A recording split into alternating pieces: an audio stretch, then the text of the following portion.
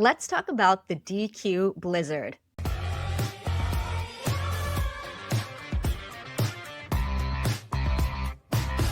Welcome back to Sprung On Food. I'm your host, Kae Sprung. This season, we're talking about favorite foods, the history behind it, and the role it plays in the world today. Joining me today is comedian and creator Waleed Mansour. Waleed, welcome. What's up? Hey, thanks so much for having me.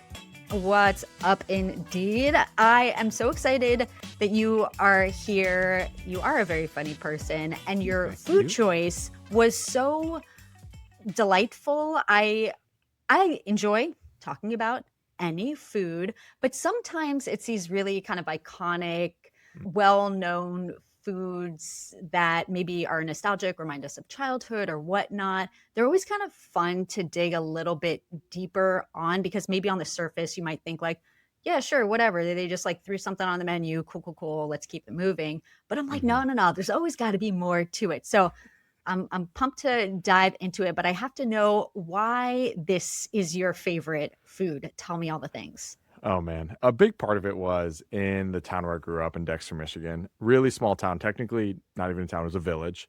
Yes. One of the main things in like the center of town near the gazebo was a good old fashioned Dairy Queen that was like a walk-up Dairy Queen. You know, you couldn't even get inside. That was only open for 6 months of the year because half the time it was too cold to eat ice cream. And that I lived on that. That was that Dairy Queen is all of my ice cream experiences from my first like 18 years of my life. It's anytime I think about ice cream growing up, it's for sure getting Dairy Queen. Yeah. Oh, Yeah. is that particular, I know that you aren't living there currently, but is that particular location, do you know if it's still there? Oh, yeah, it's still there. And every time I go back to Dexter, I'm getting Dairy Queen. No doubt. No doubt. Yeah. Even though you can get it everywhere. Like it's so funny because growing up, when you're a kid, you don't understand franchises and things like that. Like to me, that Dairy Queen was my hometown ice cream place where a lot of people I'm sure have like little mom and pop shops. But I thought of Dairy Queen as that for me. Oh, yeah. So right out the gate, it's kind of tying in that nostalgia for sure. Do you remember, not that you're required to, but do you happen to remember how old you were when you first went there? Oh, man. Or like honestly, the occasion? Or was it just like, here we are? Cool. it was a lot of like after soccer games. So I mean, starting probably from when I was like 3 or 4 years old. I mean, as long as I can remember, truly. Whoa. Yeah, like it was always a common thing too, because the elementary schools were probably like a half mile away. So like on the last day of school in 3rd and 4th grade, we walked all the way with parents and the teachers. We walked all the way down as a whole class to get ice cream from the Dairy Queen. Then we went to like a nearby park. I always went with my friends like after weightlifting when I was in high school. Like me and like the football guys would always go and get ice cream every single day after weightlifting. My friends, like we were a bunch of non-partiers, non-drinkers, and me and like my 5 best guy friends on a Friday night, we would go there at like 9:30 p.m. and get some ice cream and just hang out there until like, you know, at 10 p.m. Dexter's shutting down. So it was basically we'd just be us hanging out there, which was a blast. Yeah, lots of good memories. So a parent's dream, I'm sure, to be like, my kid's just out there smashing a DQ Blizzard, but also and so wholesome and so nice that it really has interwoven itself through all different chapters of your childhood and life. God, yeah. Did you have, or do you still have a go-to order? Has it changed throughout the years? For a good number of years, probably since high school, it was and still is a mint Oreo Blizzard. That is number one by far and away. Hey, and I think that combination still like rings true for me across many different types of desserts. Like literally in my pantry right now are the mint Oreo thins, which are so good. You know, like Andy's chocolates, anything like that. It's like checking a box for me. And I think that the mint Oreo Blizzard is the best version of that. Cold sweets are better. I think things taste across more the board? sweet. Yeah, generally. A great example. I'll give a couple examples. One is fruit. Fruit Okay. Like, I know a lot of people will leave like raspberries or strawberries just out on the counter and eat them. I think refrigerated versions of fruits are always going to be sweeter. If you like tart, you might avoid it, but like the sweeter, the colder, the sweeter. And I like that so much. Yeah. Okay. Hmm. And then the user experience is going to be different too. I'm assuming you don't Yes. have sensitive teeth to where you can just like I gnaw on do them and not. not be like, ah, Yeah. my I can take a teeth. Okay. spoonful of ice cream and just like straight up put teeth right into it. Oof. Okay. Yeah. God bless you. Yeah, well, listen, I mean, listen, this is why this is your food. Hmm. It's enjoyable to eat. There's no pain. You love the flavors.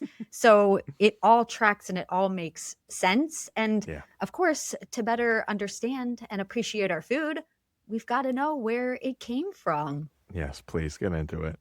Ice cream is already a star, but the Dairy Queen Blizzard takes it a step further. I mean, it completely ignores gravity. It's a dessert that doesn't get scooped, it gets whirled and then confidently flipped upside down. We're talking about one of the most recognizable frozen treats in America. It's the mix-in icon that's been winning over people with a sweet tooth since the mid-1980s and has a backstory, one that winds through soft-serve experiments, franchise dreams, and a few bold ideas that stuck. Let's go all the way back to the beginnings of Dairy Queen, before fries, burgers, or flavored mix-ins. Back when the allure of soft serve was enough to launch a national phenomenon. Long before Dairy Queen became a global brand, there was John Fremont J.F. McCullough and his son Alex McCullough. JF had spent about 2 decades of his life working in dairy and traditional ice cream when he started to experiment with something different. In 1938 in Illinois, the McCulloughs developed a soft-serve formula that was smoother and lighter than traditional hard-packed ice cream that people were already used to. But would people be into this? Well, we are just getting started in our story, but you never know. You never know. Do you think that people, like right out the gate, were into this soft serve formula? I can't be the only person who takes traditional hard packed ice cream and put it on the counter and wait for 10 minutes, right? I feel like that is a common Oh, thing where you let it sit and you let it soften. And even before soft serve, I gotta imagine people were doing that. There's something so satisfying about it, like being smooth and being creamy. right. Okay, Yeah. that's very clever. So then I guess if we're broadening this out when it comes to trying and discovering new foods, would you say that you're pretty adventurous? Do you stick to just familiar things? Where do you land? I generally stick to familiar things. And Mm, come to think of it, I was thinking about this earlier this week. Part of me honestly does it because of a cost thing. There is nothing okay. worse than getting a meal that you're like, "Oh, I wanna try something new at a restaurant," and then you get it, you're like, "I hate this, and I spent $20 on this? That's Mm, insane." But I will take a bite off anybody's plate and be like, okay. can I try can I try some of that so that the next time I come here, I can decide whether or not I want that?" Yes. I there are certain things that I really don't care for, but I've become more adventurous as I've aged. I think it's because of the whole you know how when you're a little kid, your palate is actually more sensitive? Mm, So, as I've aged, my palate's less sensitive, so I'm not as icked out by icky things, I guess. okay. And That's that's my adult way of saying that. yeah, absolutely. Is there one that comes to mind, like the most recent one where you're like, I would have never thought that I would have loved this, but actually now I'm really into it? There's one tomatoes in particular were something I Oh, loathed growing up. I hated mm, tomatoes.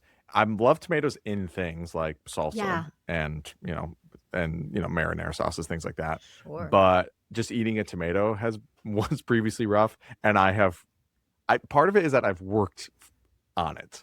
I've Okay. tried tomatoes because I want to love them because I know people love Oh, eating them. And sure. there have been more than one tomato slice that I'm like, that was like enjoyable. Like not just like Mm, acceptable, but right. enjoyable. So yeah, I'm proud of myself for working on that. I'm very proud of you as well. Thank you. A virtual pat of the back goes to you. Thank you very I will much. say though, I really that does sync very much so with me. I still to this day though, tomatoes have never been a thing that I could really get into. Like you, I enjoy them as a part of a cohesive Mhm. dish. The one exception Mhm. that I usually will go for is if there's just a really the texture has to be just right. If it's mushy or Yeah. anything, like, get the hell out of Mhm. here. But Mhm. it has to be a very nice, slice with like the mozzarella and the basil and like a little olive oil, Yeah. salt, balsamic glaze.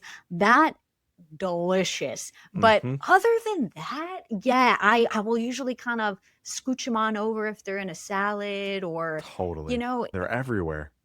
they're They're the everywhere. tomatoes, they're everywhere. That's their Everywhere. tagline, I think. And then I think I got to a point where I was like, "What? But why am I doing this to myself? Do I really have to love them? Let other people have more for other people." So Hmm.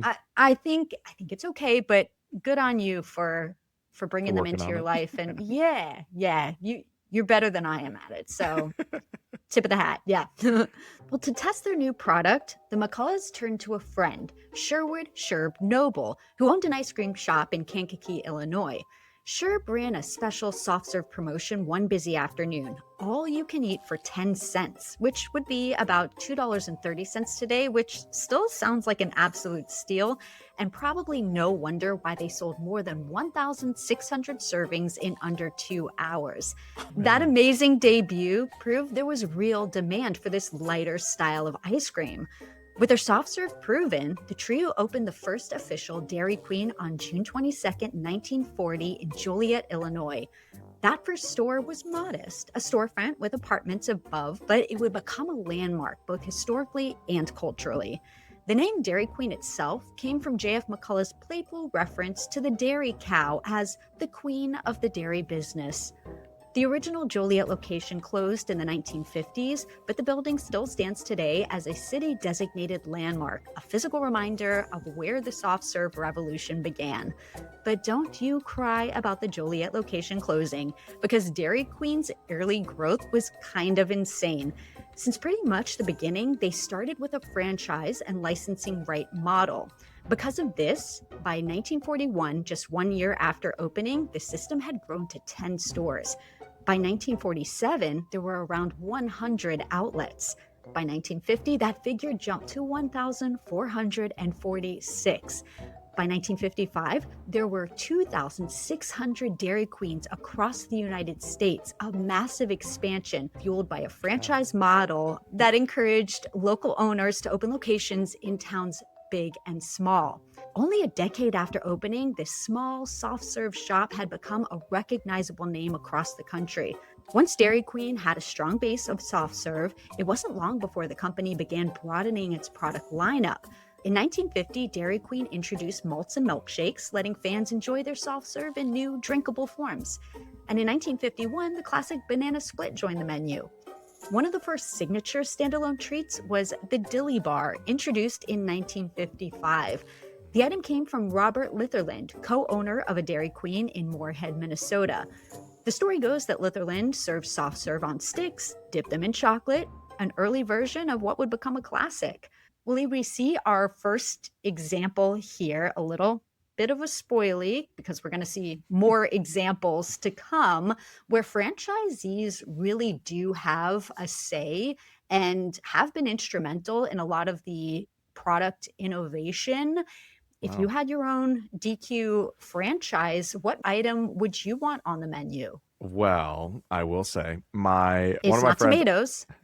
it's not tomatoes. One of my friends, Evan, he worked at the Dairy Queen in my hometown, and Oh, he had his own secret menu. Like he had a notepad of recipes that he would like serve people, and he he'd had put them his in his other. own off menu Yes, menu.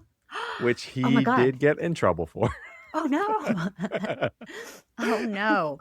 But what? Because why? Like he didn't, I mean, obviously tell management or Yeah, dental management anything, or probably yeah. probably related to the fact that like things cost things for a certain reason. So if you're giving extra whatever, Oh, whatever, and putting okay. them in Okay. something, probably related to Okay. that. But I think one of the things that I can't remember if he suggested to me or I suggested it to him and he added it to the Mm. new notebook. So I'll give it Oh, to credit to Evan just in case it was his okay. idea. Okay. But they have a peanut butter parfait. Do you know what the peanut Hmm. butter parfait is? So it's We like may talk about it, yes. okay, okay. So it has, for those who don't know, it's layers of peanut, hot fudge, and just vanilla ice cream over and over again. And we changed that a little bit to instead of peanuts, Oreos. So Ooh. super simple change, but that was like a huge difference, and I love so much. And honestly, I would even do both peanuts and Oreos too. But doing peanut butter parfait with Oreos instead of peanuts, and they will do that. You don't have to. Evan doesn't have to be working there. I've gotten it at other places too, and they'll do it for you. Okay, so just ask. Okay, you just add the swap. That's so funny that like yeah, because I guess too, it seems like such a harmless, right? Like there's so many bad things you could be doing like as a kid, and for that to Totally. just be like the worst thing that was happening just is so wholesome, but so clever too. Because then people could be like, "Oof, Evan's working today. I can get that Oreo I gotta get something version. Like good. this is Yeah. exciting." Yeah. Oh man. And would you make any alterations? I'm assuming maybe if you did yours, it would involve mint, I'm guessing. Oh man, if I could do like a mint parfait, I love parfaits. Like I I love mean, this is blizzards your because pitch it's to all Dairy mixed. Queen right here. I mean, what do I you want to love see on the menu? I love blizzards because everything's mixed together, which is Hmm. great. But sometimes you're like, I do want things a little bit more segmented, a little bit more separated, and I want a bite that is 80% hot fudge or 90% Oh, just the ice cream. So I would love okay. to do if I could do a mint flavoring of a parfait. Oh man, that would be Okay. incredible. I'm so on board for that. Mhm. Try it out. Try it out. Let me know. Let me know how it goes, DQ. Yeah. Oh, they will because it's happened here. So you have to get at least like one of these like lifetime, you Hmm. know, cards or something like that so that you never have to pay for one ever again because you created it. So Oh, that's a good deal. I like that. I mean, I would pay yeah. I'd be happy Listen, if enough you to need pay two somebody to dollars and thirty negotiate, cents for all you can eat. That sounds no, pretty no, good. no, no, no, no. If you need somebody to negotiate, you just call me. I've got Yeah, your back. excellent. Free for life. Do not worry. Okay. Sign me up. Well, by the late 1950s, Dairy Queen was no longer just about cold treats. It wanted to be a place where families could get a meal and dessert in one stop. Enter the Brazier. In 1957, franchisee Jim Cruikshank witnessed an open charcoal grill known as a brazier being used at a New York eatery. The flames rising from that grill sparked an idea. What if Dairy Queen offered cooked foods along its desserts? The brazier concept was born. Under the Brazier banner, select DQ locations began serving hamburgers, hot dogs, fries, and other cooked foods, turning the shop into a full menu fast food restaurant. In 1962, another treat joined the roster, the Buster Bar, invented at a franchise in Grafton, North Dakota. The Buster Bar was a vanilla soft serve topped with a layer of peanuts and chocolate, and the Buster Bar walked so that others could run. Because in 1971, the popular, aforementioned Peanut Buster Parfait debuted. Let's go. Probably tasting better than the marketing behind the name, it was created by franchisee Forrest Frosty Chapman in St. Peter, Minnesota. Wait, his name is This part, Frosty? isn't that so cute and fitting? Well, his nickname, His nickname. Forrest Frosty. Yeah, I know. So it was meant to That's be. amazing. Who knows which one came first, Fair enough. Fair enough. but Hmm. we'll take it. We'll It's take cute it. regardless. Yeah. Yeah. So, as you had mentioned, the parfait consisted of layers of vanilla soft serve, hot fudge, and peanuts, a sweet and salty combination that became a menu staple. Through the 1990s and into the early 2000s, many Brazier locations eventually transitioned to DQ Grill and Chill or other branding, but older signage still exists in many small towns and rural locations. All of this, the rapid franchise growth, the expanding dessert lineup, and the evolution into meal serving restaurants laid the foundation for Dairy Queen's next big breakthrough: innovation in soft serve blended treats. Waleed, we're seeing some of these good ideas being put into motion, as mentioned, where these collaborative efforts from the franchisees are Hmm. being accepted. They're good ideas, but I can only imagine how many of them may not have really landed or worked. As a comedian, improviser, how do you handle or what do you do when a collaborator or someone else in a scene or moment makes a choice that just it's not really working or it just doesn't land? Or if you want to use yourself as an example, if that's happened to you, you're more than welcome to do that. Definitely happened to me before. Yeah.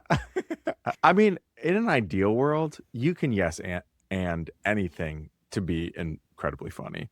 So I know that like a good example of a show that will always make this work is a show called like Play by Play, where they Mhm. have commentators who are sitting there commentating on the improv show. And basically, if something flops, right, the commentator can be like, well, that was kind of a dud, and it gets a good response. Now, that's obviously for somebody like outside of the scene, but if you're in the scene, I think you can kind of pull that off too. Yeah. You might have to be a little bit meta about it, maybe a little bit breaking the fourth wall, but there are Mm. definitely some times where people will introduce something that totally flops, and I feel like you have two options. One is you yes and it until you can get it to be funny. You just build and build and build, or you could be like, "What the hell was that?" And and either way, I think those things are going to hit with the crowd, which is good. Yeah. Okay, so yeah, your two options seem to be kind of, or maybe the most viable options seem to be kind Dig your of heels in. yeah, like sweating bullets, like, oh my God, oh my God, oh my God, we got to get out of this. Or just kind of almost acknowledging it and Hmm. making it kind of a cheeky moment and being like, that sucked. We can all agree. Like, Yeah. let's keep it moving. Do you ever get like that? I mean, you're a seasoned professional, but maybe in the beginning, did you ever get that kind of like panic or like froze or like what do we do? Like, this was so weird and this was such a strange choice. Like, I'm not sure where to go from here.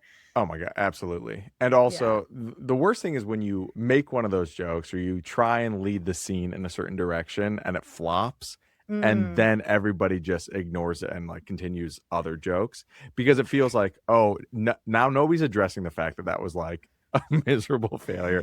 That energy is still floating around here, and we all know that Yeah. it happened, and nobody's saying anything. So that, Yeah. yeah, sometimes ignoring it isn't the best choice, unfortunately.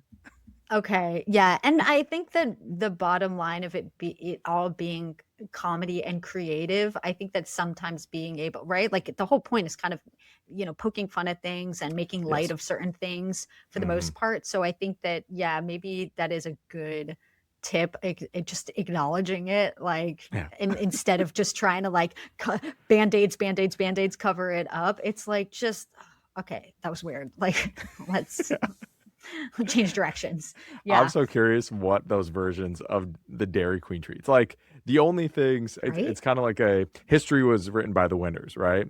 Like we're Ah, counting all the good things that have happened, but there yeah. had to have been some franchisees who made some things that were like complete busts. No pun I know. intended, I guess. And the funny thing, right, to the Busters, but the funny thing is, even as I was kind of thinking about it, because right there, we're only seeing some, and I'm sure Yeah, there were lots of people. And at this point in our with story, we have 3,000 so many, franchises or whatever. yeah, we Yeah. have so many locations. So Hmm. I don't know whether these people knew that they technically had the option to pitch something. Maybe some were just content, and not everybody's an innovator. They're happy just kind of rocking with the menu as is. But yeah, because some of these, and no shade to our early contributors, but this they're not like groundbreaking things, right? Like Just soft covering serve with ice some cream and hot fudge chocolate. and peanuts. I mean, delicious, but so it is interesting to think like what on earth could some people have, because then the menu would have grown to like a million Yeah. items. So they have to say Yes. no to some things, I'm assuming. So I'm Hmm. like, what were the things that might have been said Exactly. no? Like, what didn't make the cut? Like, how weird or terrible could they have been? But maybe they wanted to start safe first, Yeah. Yeah. accessibility, familiarity of Simple, flavors. affordable, Yeah. efficient, things like that. Yes, talking about that bottom line like you were with your friend Evan, who was just like, "We'll add anything, off menu, fun." Yeah, there are business decisions that do have to be made. You are correct. Yes. Well, just like other ideas we've seen in the DQ world, the Blizzard didn't arrive from a corporate boardroom or a flavor lab. It came from the instincts of a franchisee who knew his customers. His name was Samuel J. Temperato, and in the mid 1980s, he owned dozens of Dairy Queen restaurants in the St. Louis, Missouri area. His inspiration? He had tasted the thick, concrete frozen custard at Ted Drew's Frozen Custard, a local St. Louis Mm, favorite. And he'd mhm. noticed other small custard stands blending candy pieces and cookie bits into their desserts, a simple idea that added texture, taste, and something that people were loving. Temperato brought this idea to Dairy Queen's leadership, and in 1985, the Blizzard, soft serve, mechanically blended with chunks of cookies, candy, brownies, and other confections, was officially introduced. Was it an original idea? Not really, but to quote the band Semisonic, every new beginning comes from some other beginning's end. Even though Ted Drew's frozen custard is still open today, and frozen custard never ended, but you get it. From the very beginning, it was an astonishing success. The Blizzard sold an unprecedented number of units in the first year, more than 100 million within that initial rollout alone. Early Blizzard flavors included big names like Oreo, M&M's, Heath, and Snickers, giving customers both familiarity and innovation at once. The name Blizzard was intentionally evocative, cold, swirling, mixed up, and the thick texture became a signature. Dairy Queen associates took to serving each Blizzard upside down to showcase its thick structure, and even prompted the quirky customer guarantee that if your Blizzard isn't flipped, you may be eligible for a coupon for a free one, subject to franchise discretion. Serving it upside down became a beloved ritual, differentiating DQ from other soft serve competitors. Waleed, I have a little bit of a confession. Okay. I have never been to a DQ. I know. I don't have one anywhere near me. I know it's not that far, but the closest one is like an hour-ish away from There's so much ice cream between you and an hour drive. Like, I know. You can hit up other spots. I know. So I haven't been, but as another guest had once asked me when talking about, this particular food, does it ever inspire me to like go out and eat it right away or go try? So here's what I'm going to promise you. Mm-hmm. I am going to go to this hour plus away DQ really? So I can try it. Yeah, I got to try it. I can't live my whole life not trying it. But all that to say, do they still flip it upside down? Because I wouldn't know just yet. The last time I got a Dairy Queen Blizzard, they did flip it upside down. Now, what's interesting is my hometown Dairy Queen did not ever flip them upside down growing up. Oh, they never did? They never flipped it upside down. I didn't know that was a thing. I remember seeing it in a commercial going, what? What are they doing? Why are they doing that? Yeah, the ice cream's going to spill everywhere. And then I think I moved to Chicago, and then I went to a Dairy Queen in Chicago, and they did it for the first time. I was like, whoa, oh, you actually do it. And then after I had been gone for a couple of years, when I came back to my hometown, they started doing it. So I was like, I wonder if somebody from corporate came and was like, hey, what are you doing? You got to flip these things. Better do it. Yeah. Now, you might have been wondering what goes into making a Blizzard and how is it so unique? It might look simple, but there's a reason it holds together so well and tastes so familiar no matter which DQ you visit. Let's start with the foundation. Dairy Queen's Blizzard is made from soft serve, not traditional ice cream. Under U.S. regulatory definitions, ice cream must contain at least 10% milk fat. DQ soft serve has about 5. That's why the company doesn't technically call it ice cream on its menu. The soft serve mix is carefully formulated. A dairy blend of milk, sugar, dairy solids, stabilizers or emulsifiers like carrageenan or guar gum, and air introduced during freezing. And while you won't technically find it on their ingredient list, air is part of the recipe. A large percentage of the final product's volume is actually air, called overrun, which contributes to the light but creamy feel and helps the Blizzard stay stable during blending. Okay, so how's it made? The pre-mixed liquid dairy base arrives already pasteurized and homogenized. At the store, the mix is loaded into the soft serve machine where it's simultaneously frozen and aerated. Inside the machine, a rotating dasher scrapes the freezing mixture off the cold walls while continuously introducing air. This happens at a high controlled temperature, which is warmer than hard ice cream, giving soft serve its pliable texture. Once the soft serve base is ready, the Blizzard is ready for its mix-ins, like chunks of candy like M&M's, Reese's, cookie pieces like Oreo, brownies, or specialty components like cheesecake pieces. These mix-ins are chosen precisely because they complement the texture of the soft serve and still blend cleanly without turning the dessert runny. Now, Dairy Queen uses a specialized blizzard mixing machine designed for this purpose. Conceptually similar to a milkshake machine, but engineered differently, the blizzard maker uses horizontal paddles or an auger that fold mix-ins into the soft serve at controlled speeds. The emphasis is on slow, high torque mixing rather than high speed chopping. Because the ingredients are folded in carefully and the product remains chilled and viscous, a properly made blizzard can be held upside down briefly without falling. Once it was introduced, the blizzard took over. Since 1985, Dairy Queen has expanded the blizzard universe beyond the original handful of mix-ins. Waleed, do you want to take a guess of how many flavors there have been? There have ever been? Yeah. I'm gonna say like 150.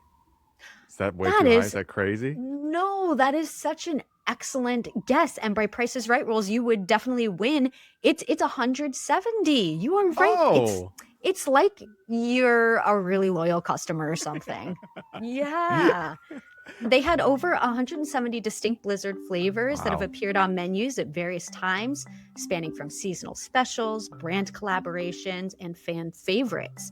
The Blizzard of the Month program launched in 2003, a brilliant marketing move for Dairy I remember Queen. that. And okay, I do remember that.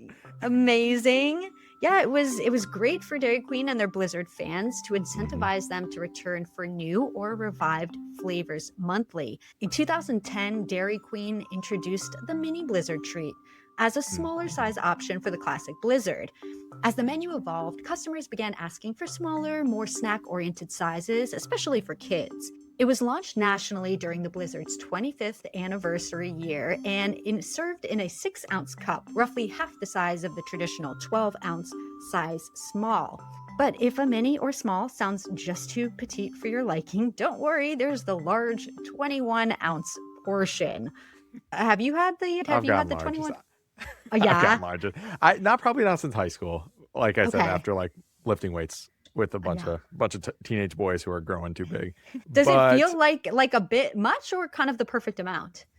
it's crazy to think back on the fact that I would eat a large. This was, like we would work out after school and go get ice cream, and then I'd eat a large, which is probably got to be 1,400 calories or something crazy like that. Okay. And then I'd go home an hour later and eat dinner and be hungry for dinner. Like You were a growing child. nowadays, it would wreck me. But I still, when I'm in the mood, I'll have a medium. But if I'm Okay. having a medium, I'm skipping a meal. That's just how it goes, and that's okay. Sure. When you're it's an a adult, meal you're allowed to do replacement. that.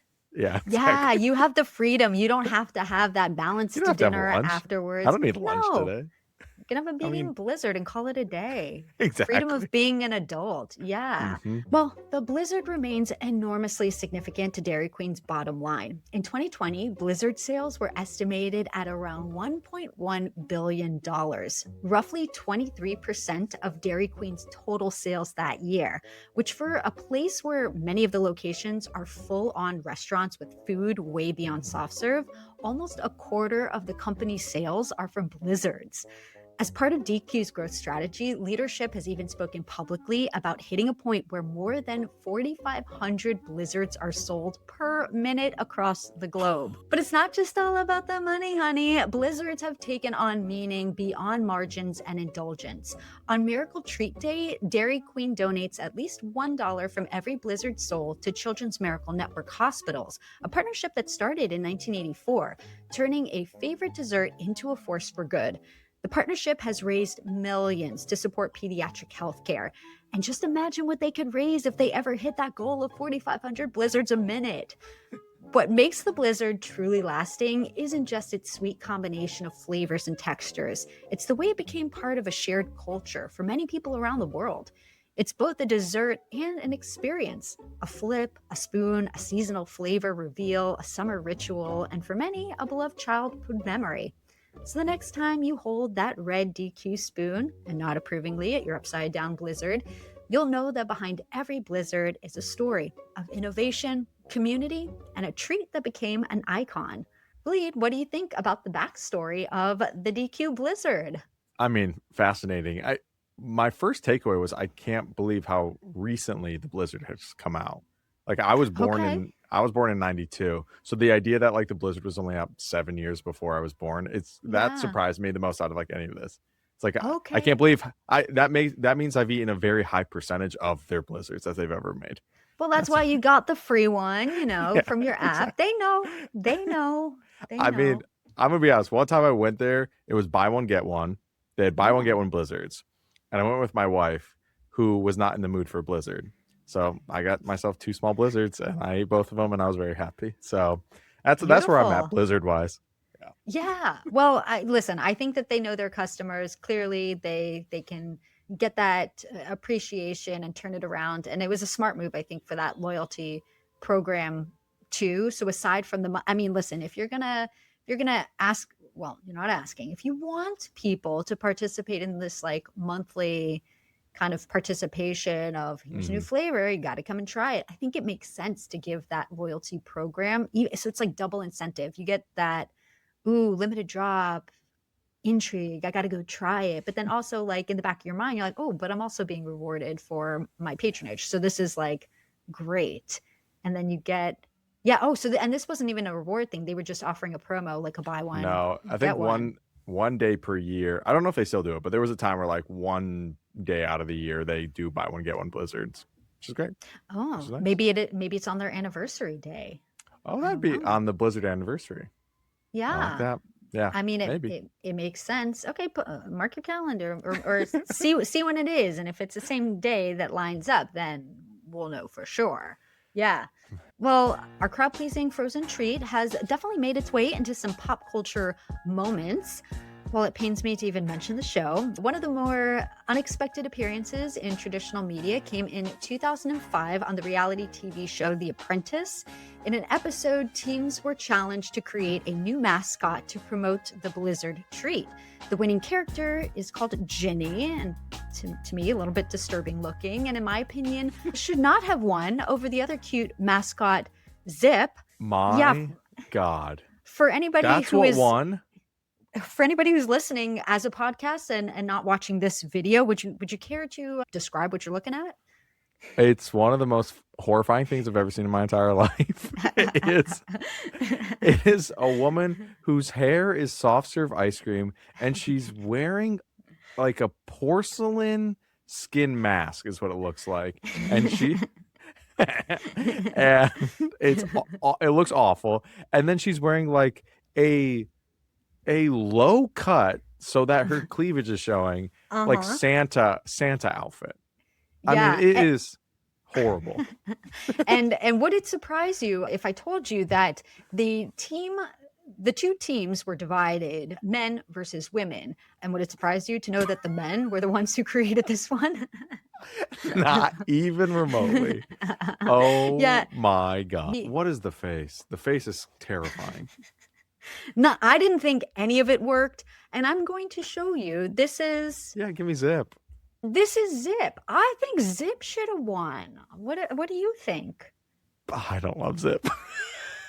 Lead. I thought we were on the same team here. You don't love Zip. Okay, but great. You don't love Zip, but do you like Zip more than Ginny?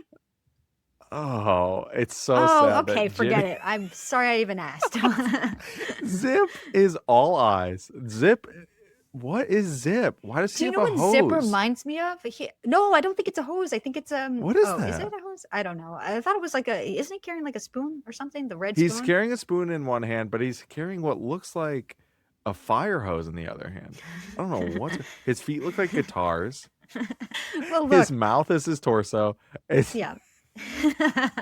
I never said it was good, but I just thought it was cuter than the other it one because it looks it like certainly is like a cuter. It's less character, right? terrifying. Yes. Yeah. In 1999 and again in 2005, a franchise owner in Massachusetts set Guinness World Records for the largest blizzard ever created. It weighed 8,224.85 pounds and it stood 22 feet tall. What? Yeah, it required 700 gallons of blizzard mix to make. Oh my God. What Impressive, I right? Come on now. Think so big. impressive. 22. Yeah. That's a house. Yeah. Someone could live in that. Somebody could live in there. And then just slowly drink their way out. Yes. In 2023, DQ teamed up with the actor turned TikTok darling, Patrick Renna, to celebrate the return of the S'mores Blizzard. And in case that collab doesn't quite click, Patrick was one of the kid stars, yes, from the 90s movie The Sandlot, where he teaches one of his baseball teammates what a s'more is and how to create the perfect one. In 2025, a major collaboration introduced the Superman Cake Batter Cookie Dough Blizzard. Sounds like a mouthful, but delicious. It's sugar cookie dough, cake batter flavor with sprinkles. Also in 2025, hockey player Brad Marchand's Dairy Queen Blizzard connection exploded after he suggested eating one during a playoff game, leading fans and teammates to celebrate the Florida Panthers Stanley Cup win with massive DQ orders, even spawning custom Brad Blizzard creations. The team alone spent over $38,000 on Blizzards. And Blizzard's 40th anniversary was in 2025. Waleed, are there any other pop culture moments that you can think of where the Blizzard made its mark, or any final words that you have about your favorite food?